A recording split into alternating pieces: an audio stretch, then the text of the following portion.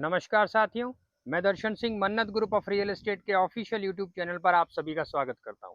साथियों, खबर गौतम बुद्ध नगर जिले से जुड़ी हो या यहां हो रहे विकास कार्यों से जुड़ी किसी भी प्रकार की कोई भी खबर हो, यहां जो परियोजनाएं चल रही हैं इस जिले में, उन सभी की जो जानकारी है, जो उन न्यूज़ से जुड़ी अपडेट्स हैं, वो हम अपनी वीडियो के माध्यम से आप सभी तक पहुंचाते हैं, ताकि निवेश करने के लिए जो निवेशक यहाँ मन बना रहे हैं, उनके मन में जो प्रश्न हैं, जो डाउट हैं, वो हमारी वीडियो के माध्यम से क्लियर हो सके।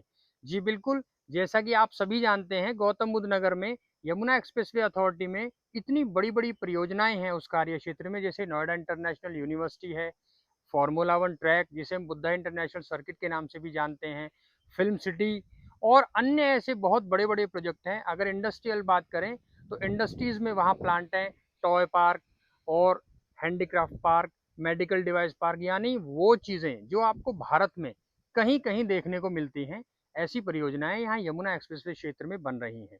उसी प्रकार से साथियों, अगर बात करें ग्रेटर नोएडा के विषय में, आप आए दिन हमारी चैनल, हमारे वीडियो के माध्यम से ग्रेटर नोएडा से जुड़ी जो न्यू अपडेट्स हैं, उनके विषय में भी खबरें सुनते रहते हैं। आज हम बात करते हैं ग्रेटर नोएडा के उस पार्ट के बारे में जो भविष्य में ग्रेटर नोएडा पार्ट 2 का भी पार्ट नियरेस्ट कहलाया जाएगा। जी बिल्कुल, ग्रेटर नोएडा में जो एक इंडस्ट्रियल टाउनशिप बसाई गई है, जिसे हम डीएमआईसी के नाम से जानते हैं। साथियों, दिल्ली मुंबई इंडस्ट्रियल कॉरिडोर, ये एक ऐसी टाउनशिप है जहां बहुत बड़ी-बड़ी, जैसे अगर बात करें एक यूनिट के विषय में हायर और हायर के जैसी ऐसी काफ़ी कई यूनिट्स हैं जो वहां उस टाउनशिप में अपने प्लांट्स लगाने जा रही हैं। साथियों, कुछ ऐसी कंपनीज का यहाँ होना और इतनी बड़ी-बड़ी, मतलब जो एमएनसीज का यहाँ अपने प्लांट लगाना, कहने का ये तात्पर्य है कि अब वो चीज़ें यहाँ से फिर जो सामान बने या जो प्रोडक्ट बने, उनको देश विदेश तक पहुँचाने के लिए आप सभी जानते हैं यहाँ पर एक रेलवे ट्रैक भी बिछाया गया है।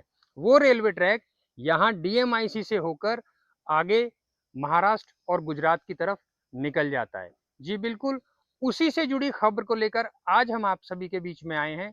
साथियों, रेलवे ट्रैक बोड़ाकी जंक्शन से होकर ये मुंबई और गुजरात की तरफ निकलता है। अब उसी के पास लॉजिस्टिक हब और ट्रांसपोर्ट हब बनाने के लिए एक प्रोजेक्ट है, जो प्रस्ताव पिछले काफ़ी समय से अटका हुआ था। दरअसल किसानों ने ज़मीन ना देने के कारण ये प्रोजेक्ट, ये स्कीम काफ़ी टाइम से अटकी हुई थी।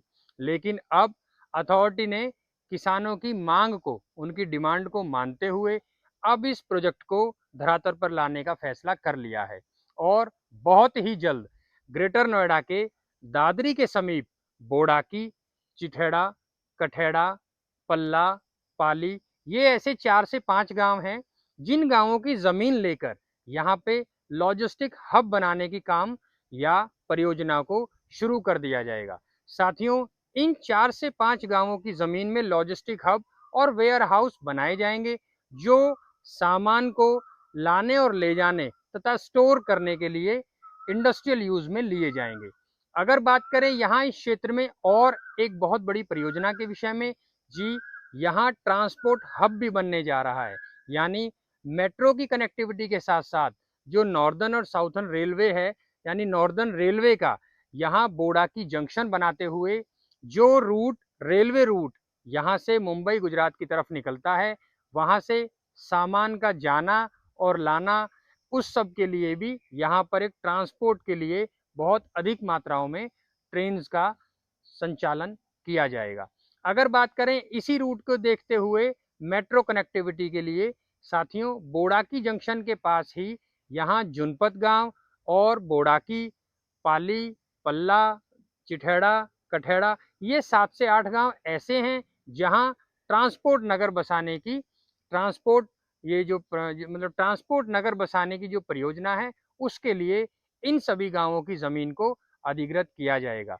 साथियों, पहले किसान अपनी पर्याप्त मूल्य ना मिलने के कारण भूमि को देने के लिए राजी नहीं थे, लेकिन अब ग्रेटर नोएडा अथॉरिटी ने उनकी शर्तों को मानते हुए इस टोटल परियोजना में लगभग जो अंक आलंकन किया है, लगभग 68 करोड़ रुपए की लागत से इस भूमि को अधिग्रहित कर ये दोनों ही प्लानिंग अब यहाँ पर शुरू कर दी जाएंगी। और वो दिन दूर नहीं जब बोड़ाकी स्टेशन, जो आज एक बोड़ाकी स्टेशन के नाम से जाना जाता है, अब भविष्य में बोड़ाकी जंक्शन के नाम से जाना जाएगा। साथियों, वहां पर मेट्रो कनेक्टिविटी देने का सबसे बड़ा एक रीजन ये भी है कि उस तरफ डीएमआईसी और अलग ऐसी कई टाउनशिप हैं जो इंडस्ट्रियल रूप में खुद को डेवलप कर रही हैं। उसी के आसपास जो सेक्टर्स हैं, जो गांव हैं, वहां पर रेजिडेंशियल को देखते हुए जिस प्रकार से बोड़ाकी जो पहले स्टेशन हुआ करता था उसको जंक्शन में जो कन्वर्ट किया गया है उसके लिए भूमि अधिग्रहित की गई है, जिसको देखते हुए वहां बोड़ाकी गांव को दूसरी जगह स्थानांतरण करना पड़ा। अब अगर आप देखते हैं तो बोड़ाकी गांव के जो वहां से जमीन हटाई गई है, जो घर वहां से शिफ्ट किए गए हैं, उनको वहीं दूसरी जगह बहुत अच्छी तरह से एक टाउनशिप बनाकर बसाया गया है। साथियों, उस क्षेत्र में इस तरह के कई ऐसे सेक्टर्स हैं जो रेजिडेंशियल को बहुत अच्छे से विकास कर रहे हैं, यानी बहुत अच्छे रेजिडेंशियल सेक्टर्स में डेवलप हो रहे हैं।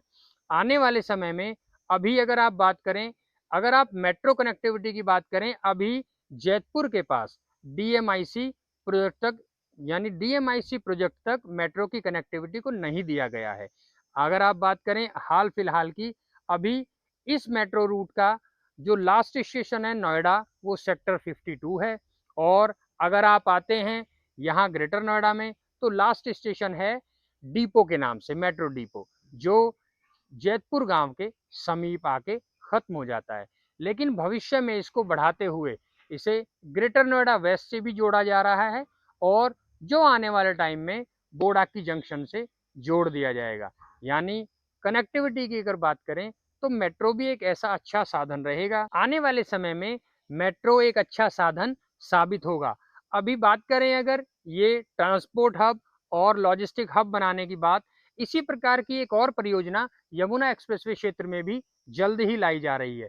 वहां भी नोएडा इंटरनेशनल एयरपोर्ट से चौला रेलवे स्टेशन तक 16 किलोमीटर का रेलवे ट्रैक बिछाकर वहां दोनों तरफ warehouse and logistic hub बनाने की तैयारी शुरू कर दी जाएगी बहुत जल्द।